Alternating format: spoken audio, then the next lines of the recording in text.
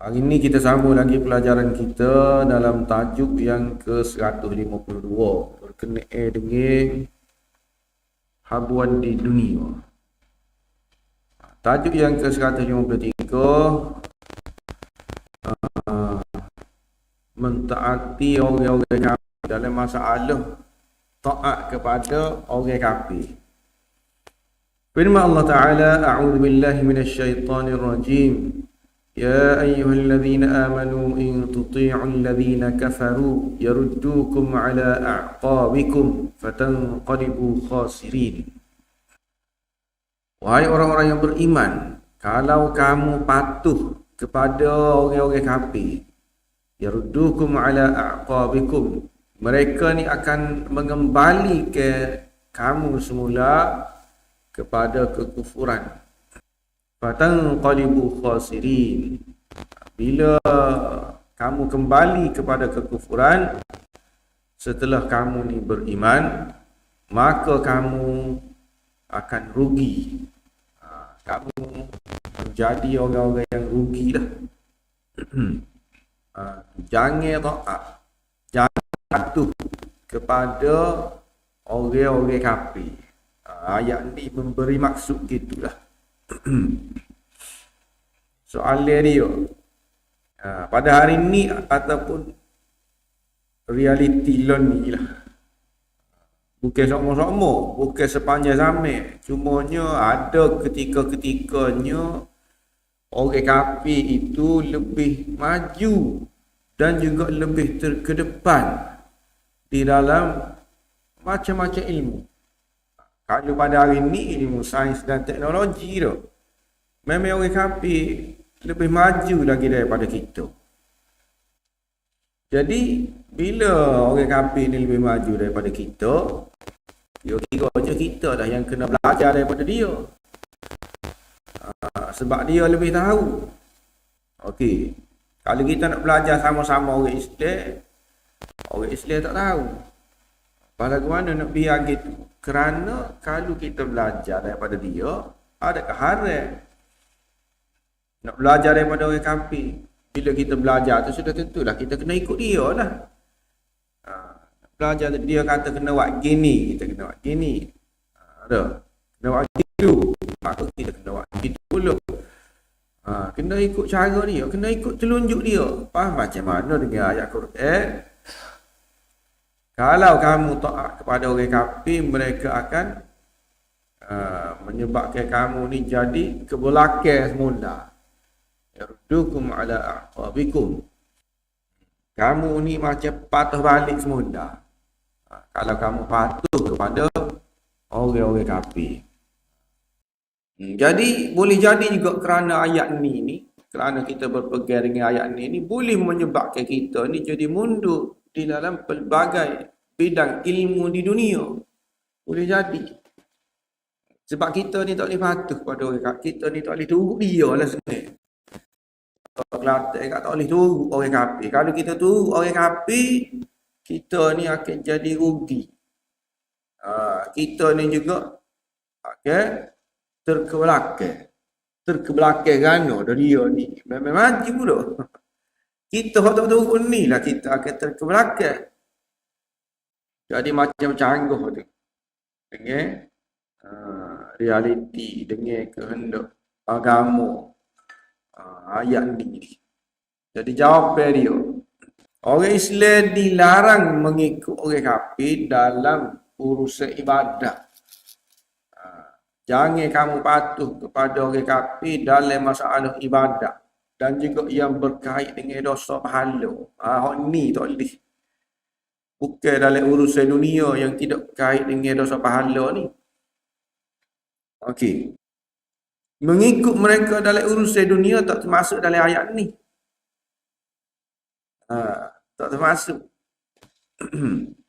Nak turut dalam masalah dalam bidang teknologi kau dalam ilmu perubatan kau, kalau dia lebih maju daripada kita, memang kita kena turut dia lah. Kita kena belajar daripada dia, kita kena minta tunjuk ajar dia. Dia kena tunjuk kita. Tak bolehnya dalam masalah ibadah. Contohnya orang kafir ni suruh kita buat benda-benda hak dosa, itu kita panggil maksiat tu dok. Memakai riba. Dia ni kata riba ni tak apa. Jadi kita pun tunggu dia. Ni banyak berlaku kan. Dalam dunia loan ni. Dia kiranya kita tunggu dia tu dalam benda hak gana tu, dosa tu. Kalau nak kira kalau dia kait dengan riba-riba ni dah. Ataupun jual beli hak tidak sah lah. Tapi bagi orang kafir kata sah kita pun tak apa. Tunggu dia hak ni hak tak boleh. Hak ni yang membuatkan kita jadi rugi. Sebab apa kita rugi? Sebab kita kira-kiranya nak untung lah atas dunia ni. Dengan buat riba ni dah. Dengan kita mengiyakan orang kafir kata riba ni tak apa, kita pun secara tak ada masalah benda ni. Padahal sebenarnya menurut Islam benda ni termasuk riba, tapi orang kafir buat kita boleh tunggu. Maka untunglah kita sikit atas dunia ni. Tetapi di akhirat kita rugi banyak. Untung sikit je dunia ni. Gitu. Minum arak kau dan juga dia melarang kamu daripada melakukan ketaatan lain lah. Benda-benda lain. Dalam urusan dosa pahala ni, kita jadi serah tak apa. Benda yang sebenarnya dosa tetapi orang kafir buat, maka kita pun lama-lama jadi terbiasa dengan hak orang kafir buat tu. Kita serah tak apa. Benda yang sebenarnya dosa. Itu kira-kiranya kamu telah terkebelakang semula. Terkebelakang ni lagu mana? Yaruddukum ala a'qabikum. Terkebelakang maknanya kamu pilih benda yang sebelum daripada Islam lagi lah. Iaitu hak jahiliyah tu. Hak tu lah, hak dosa tu. Sama jahiliyah, dosa-dosa ni. Islam lagi dia hapus dah benda-benda gitu tu. Benda-benda maksiat ke apa. Itu semua sudah bila Islam mari tak ada dah. Sepatutnya tak ada dah benda tu. Tiba-tiba kita ambil semula. Benda-benda tu maknanya kita undur semula ke belakang. Undur ke zaman jahiliyah kita panggil. Itulah maksud yaruddukum ala a'qabikum. Mundur kita ni mundur dari segi ke dia. Ada dari segi tadi tu. Dari segi kita hak asalnya Islam maju molek, tiba-tiba kita pilih hak jahiliyah. Mundur dari segitu. Okey, seterusnya. Tajuk yang ke-154. Balasan kepada pengkhianat di akhirat. Firman Allah, "Wa ma li nabiyyin an yaghul wa man yaghlul ya'ti bima ghalla yaumal qiyamah." Ayat ni kata Nabi tu dia tidak melakukan khianat. Nabi ni tak pernah sabar dia ni khianat. Yarul ni cerita ke apa ni? Cerita ketika perang ni. Kita ketika perang orang duk berebut ghanimah. Jadi ada orang kata para sahabat ni songlak lah kita panggil duk. Songlak ghanimah tu. Ada kata Nabi, orang-orang yang tidak Islam lah, dia beranggap pela gitu. Jadi ayat ni kata Nabi tidak gitu. Nabi ni dia tidak jenis khianat. Bila tidak khianat ni bukan zaman dia Nabi jadi Nabi, jadi lahir lagi tu. Masa dia kecil lagi dia ni memang terkenal dengan amanah. Man yaghlul ya'ti bima ghalla yaumal qiyamah. Jadi orang yang lepas tu Tuhan pun kata lagi, orang yang melakukan khianat maka di akhirat dia akan mari dengan bagai-bagai hak dia selewing tu. Masa dia duduk atas dunia tu. Dia mari dia kena bawa atas tekuk dia lah. Bawa atas tekuk dia. Kalau banyak hak dia khianat, banyak. Dia kena bawa. Tujuan dia ke dia. Orang tengok belakang. Oh ni orang hak khianat. Ada kan. Di akhirat ni macam-macam. Bentuk balasan tu sesuai dengan perbuatan dia atas dunia. Okay. Ada orang tu mari di akhirat dengan kepala super keldai kan. Disebut dalam hadis. Orang mana tu kepala super keldai tu orang yang apa ni mendahului tu email dia tu. Gaduh lagi daripada tu email. Waktu zahirnya begitulah. Jadi kepala super keldai dan macam-macam lagi lah. Bentuk balasan di akhirat ni. Hak ni nak share dia nya, dia mari bawa macam-macam. Bawa kereta, bawa rumah, kerek tanah. Share tu dia ni orang yang mengkhianat lah. Di dunia. Soalan dia. Lagu mana pula dengan ayat Quran? وَلَقَدْ جِئْتُمُونَا فُرَادَى كَمَا خَلَقْنَاكُمْ أَوَّلَ مَرَّةٍ وَتَرَكْتُمْ مَا خَوَّلْنَاكُمْ وَرَاءَ ظُهُورِكُمْ. Dalam ayat ni Tuhan kata kamu ni mari nanti akan mari di akhirat tu.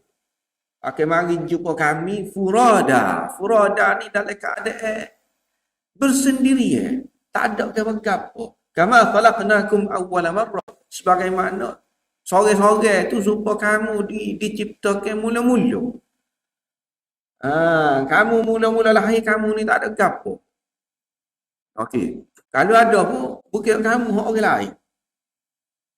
Kamu tidak berkuasa untuk nak buat gapo-gapo tu. Kira-kiranya kamu ni mari dengan tangan kosong gitu.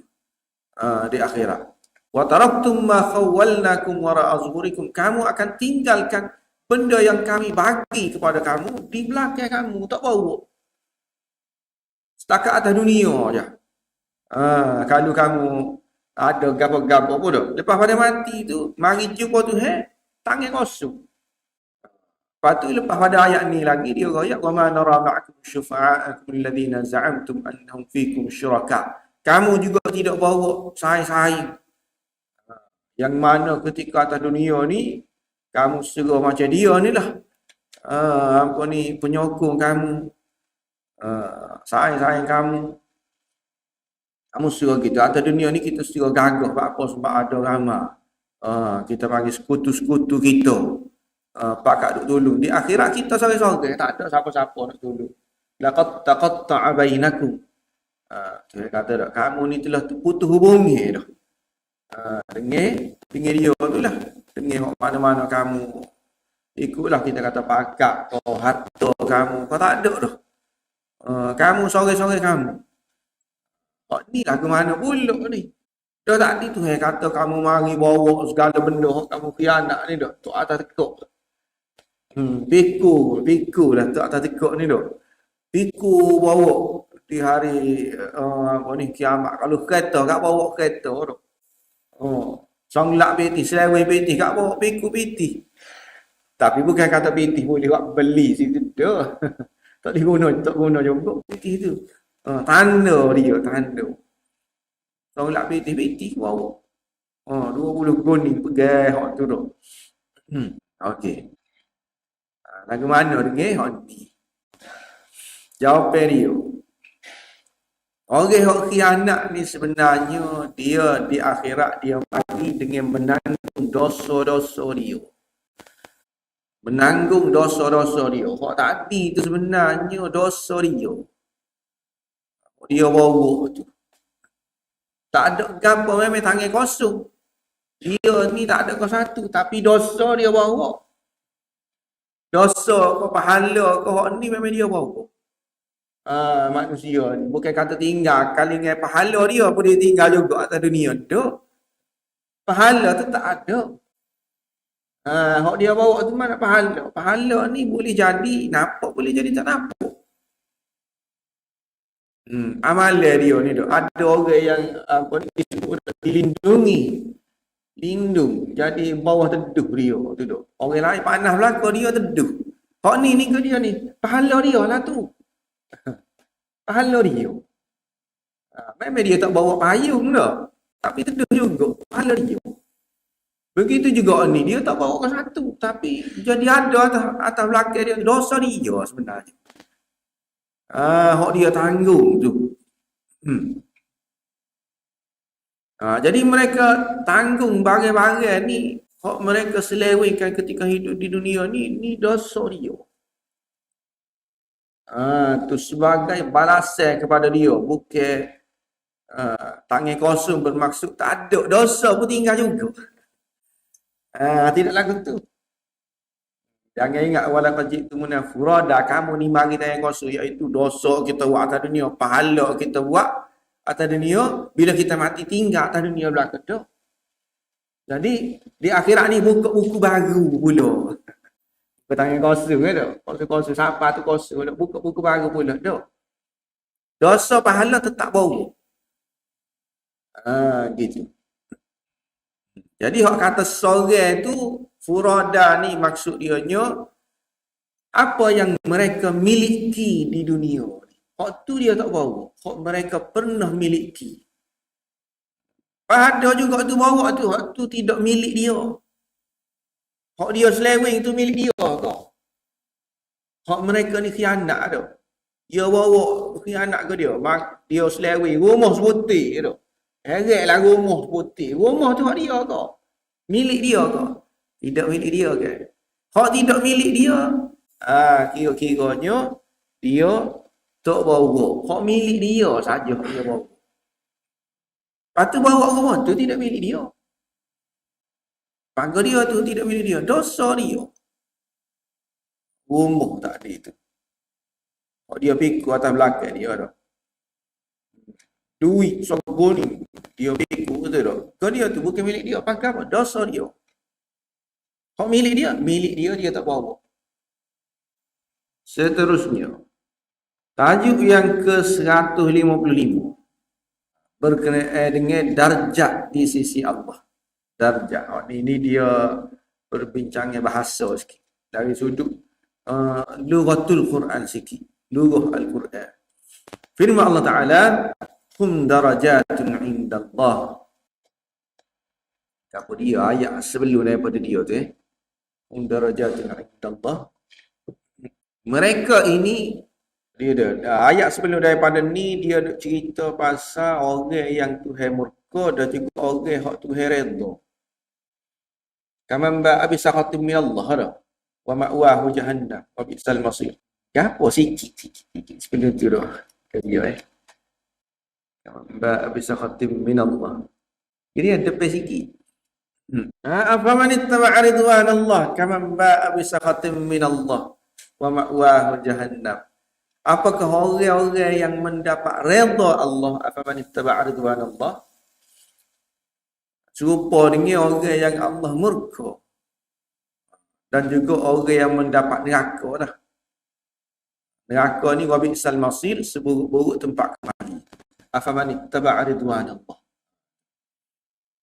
Orang yang dapat redha dan juga orang yang Tuhan murka. Lepas tu habis ayat tu Tuhan berkata hum darajatun indallah. Mereka ni ada beberapa darjat di sisi Allah. Darjat dia berbeza-beza. Tingkatan dia berbeza-beza. Maknanya orang hak Tuhan redha ni ada darjat dia. Ada apa ni kita kata duduk syurga bawah. Ada syurga tinggi sikit, kau tinggi, itu makna dia darjat dia. Darajat. Kalau kita ni kita kata hotel tu, ada hotel 1 bintang, 3 bintang, 4 bintang, 5 bintang kan. Tu. Lepas tu kalau nak kira setakat 5 je lah atas dunia ni duk. Perumpamaan dia. Orang yang apa ni hak Tuhan murka pun lagu tu juga. Dia ada beberapa darjat juga. Darjatnya maknanya ada orang ni kena seksa tak teruk mana. Ada hak teruk lagi. Ada hak neraka tak dalam mana tu. Ni dalam lagi. Itu maksud dia darajat. Okey, soalan dia. Kenapa orang yang dapat murka Allah juga ini disebut mendapat beberapa darjat di sisi Allah? Darajatun indallah. Orang yang Tuhan redha afaman ittaba'a ridwan Allah, hak tu tak apalah kita kata mendapat darjat di sisi Allah tu. Orang yang Tuhan murka pun mendapat darjat juga. Bukan darjat ni benda yang molek kan. Kan? Mendapat darjah. Dia sebut sini termasuk belaka ni. Darajatun ke ni buat. Gitu. Maknanya kita kata atas dunia ni ada orang ni. Allah mereka itu termasuk belaka. Dua-dua kumpul dia tu. Orang tu yang redha, orang tu yang murka. Darajat belaka. Lagu mana begitu dia. Jadi jawapan dia. Lafaz darajat ini, kalau secara umum, kalau dia guna secara umum lah, darajat ni, maka dia ni termasuk dua golongan tu. Dua golongan mana? Dua golongan orang hak Tuhan redha dan juga orang hak Tuhan murka. Kalau darajat ini dia guna secara umum. Dia boleh masuk dua-dua. Dua-dua kumpulan itu. Sebagaimana firman Allah Ta'ala, وَلِكُلِّنْ دَرَجَاتٌ مِمَّا عَمِلُوا. Masing-masing ada darjat. Berdasarkan hak mereka, berdasarkan hak dia buat, maka dia boleh balasai sikit. Balasai baik tu. Kita kata pahala sikit. Ada dia buat boleh pahala banyak lagi. Ada dia buat boleh pahala banyak. Banyak pahala tu. Itu kalau orang baik tu. Orang yang buat maksiat pun lagu tu juga. Kalau dia buat dosa, berdasarkan hak dia buat, ada tingkatan dia. Ada dosa kecil. Ada besar lagi. Ada parut lagi. Itu. Tapi dia sebut darajat belaka. Walikullin darajatun mimma amilu, maknanya umum. Bila sebut darjat ni dia umum kepada dua-dua. Tetapi kalau untuk ahli neraka saja, dalam Quran dia guna darakat ataupun dark. Dark ni makna dianya dasar. Ni untuk ni ahli neraka saja. Firman Allah Ta'ala, innal munafiqina fid darkil asfali minan nar. Orang-orang munafik ini dia duduk di dasar neraka hak paling bawah. Dia guna darakat. Ni kalau untuk orang kafir saja, untuk ahli neraka saja. Kalau untuk ahli neraka dengan orang hak Tuhan redha ahli syurga, dia guna darajat. Tu. Jadi penggunaan lafaz tu tak ada masalah. Darajat ni boleh guna dua-dua. Setelah ucapan melampau orang kafir.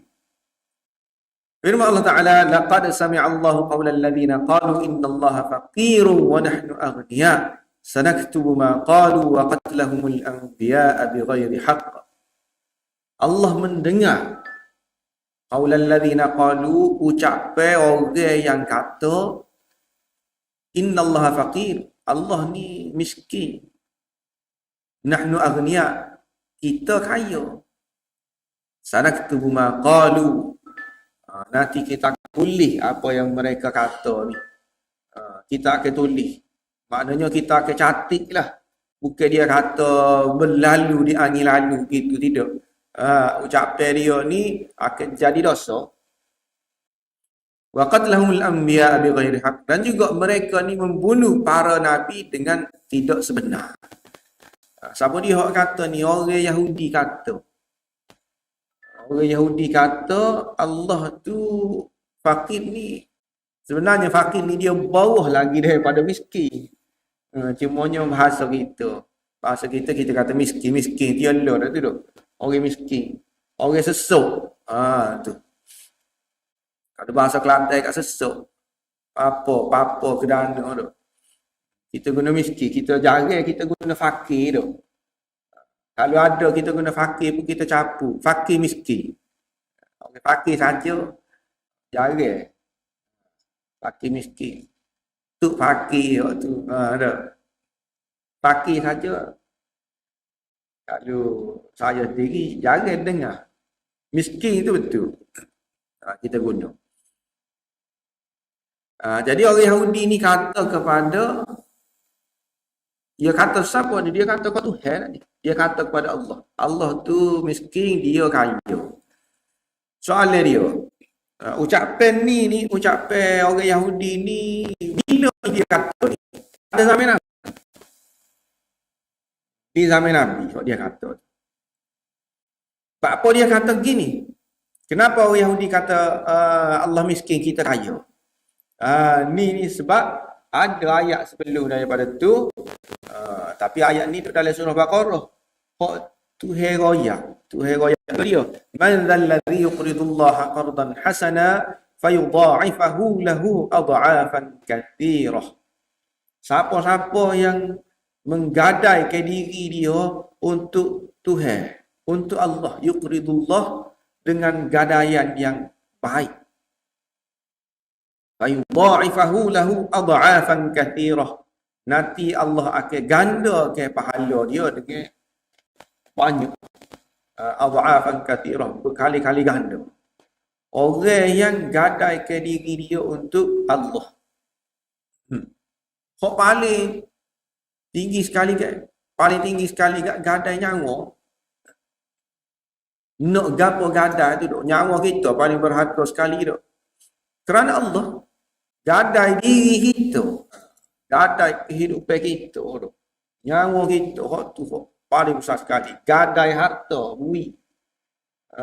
Sepatutnya kali kita simpan pun tak apa duk, tapi kerana Allah kita bui. Tu gadai lah tu. Gadai hak kita. Maka Allah akan gandakan berkali-kali ganda. Bila Tuhan sebut gini, orang-orang Yahudi berkata, oh kena ganda dah. Orang lain kena bergolak ganda untuk dia. Dia sendiri tak boleh kau. Meninggi ke agama dia. Dah dia ni kaya. Kalau betul dia ni kaya, dia buat apa orang lain kena ganda untuk dia tu. Dia bui lah. Maknanya Tuhan ni tidak kaya dah duk. Dia kata, kaya sungguh kita, tak ada siapa-siapa dulu. Ni kena janji duk. Nanti bila gada ni kita bayar balik banyak kali. Nanti duk. Yudha'ifahu lahu adha'afan katsirah. Ya perlulah benda tu bila lagu tu. Perlu tu Tuhan perlu kepada hak gada tadi tu. Maknanya Tuhan ni susah. Tuhan ni fakir lah kalau gitu. Jadi dia pun katalah, tubiklah ayat tu. Tapi kita tidak nak bicara tu. Kita nak bicara berkenaan dengan ayat tadi tu. Orang kafir kata, orang Yahudi kata Allah tu fakir, kita kaya. Tuhan pun kata kita akan tulis hak dia kata ni sebagai dosa, dan juga mereka ni membunuh para nabi tanpa sebenar. Hak ni pun kita tulis sebagai dosa. Masalahnya dalam ayat tu kata, hak dia kata tak apalah. Hak orang Yahudi tu kata Allah fakir, dia kaya tu betul. Hak tu dicatat sebagai dosa. Hak Tuhan kata mereka ni membunuh nabi ni. Bila dia bunuh nabi nya? Nabi Muhammad ada duk hidup lagi masa tu. Nah, ni waqatlahumul anbiya tu kan. Abi ghairi waqatlahumul anbiya'a bi ghairi haq. Bunuh nabi mana je? Realitinya nabi tak mati lagi masa tu. Pak nak tulis dosa kan tu? Kenapa tu dia catat dosa kepada dia? Dia tak bunuh pun nabi. Hak dia kecek tu ucapan dia kata Tuhan gini-gini, hak tu boleh tulis dosa. Jadi lagu mana ni? Jawab Perio. Ni Tuhan tambah lagi waqatlahumul anbiya bi ghairi haq. Mereka ni membunuh para nabi tanpa sebenar. Ini untuk menunjukkan betapa melampaunya mereka. Mereka ni berdoa. Dia kiranya kalau dia royak kau tu, dia nak kata Tuhan, dia kata hak berat-berat. Benda yang tidak sepatutnya dia kata Tuhan. Nabi ni pula, kalau buat-buat ni, dia bukan sekadar kita kata hamba keluar buai negeri. Bukan sekadar tu, bunuh siapa. Ni kemuncak lah tu. Berdoa lah. Orang Yahudi ni berdoa lalu. Kau Tuhan pun dia berdoa, kau Nabi pun dia berdoa. Nabi siapa dia bunuh, Tuhan siapa dia boleh kata benda gini. Itu melampau tu. Jadi waqatlahumul anbiya bi ghairi haq, tanpa sebenar dah. Kok dia kata Tuhan ni sesak, dia kaya, ni kata dengan tidak sebenar juga. Kok dia bunuh Nabi, itu dengan cara yang tidak sebenar juga. dengan cara yang tidak sebenar. Jadi dua-dua ni dengan cara yang tidak sebenar berlaku.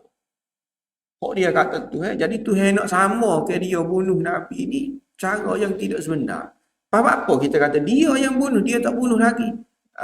Orang Yahudi pada zaman Nabi tu tak bunuh Nabi. Zaman Nabi Isa ni betul dia bunuh tu. Zaman Nabi Isa. Tu kira kan tu. Disebut mereka yang membunuh kerana mereka redha dengan perbuatan nenek moyang mereka.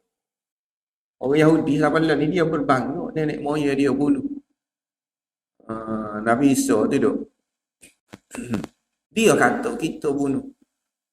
Tuhan kata dah. Padahal membunuh orang lain.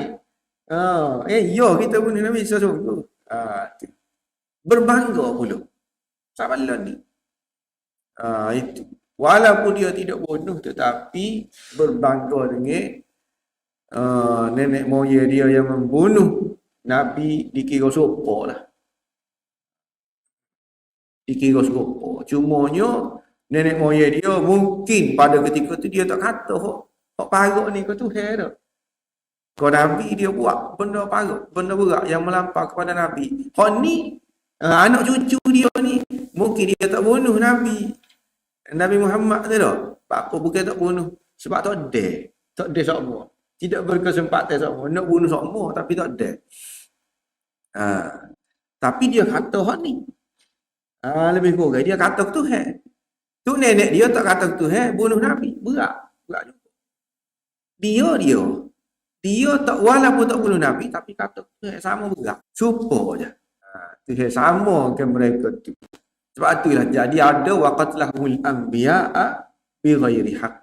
Itu. Rasanya itulah dulu pelajaran kita untuk kali ini. Lepas tu insya-Allah kita sama pula pelajaran kita pada esok hari. Wallahu a'lam wa akhiru da'wana. Subhanallah wa bihamdihi asyhadu an la ilaha illa anta astaghfiruka wa atubu ilaik. Sallallahu alaihi wa sallam. Alhamdulillah rabbil alamin.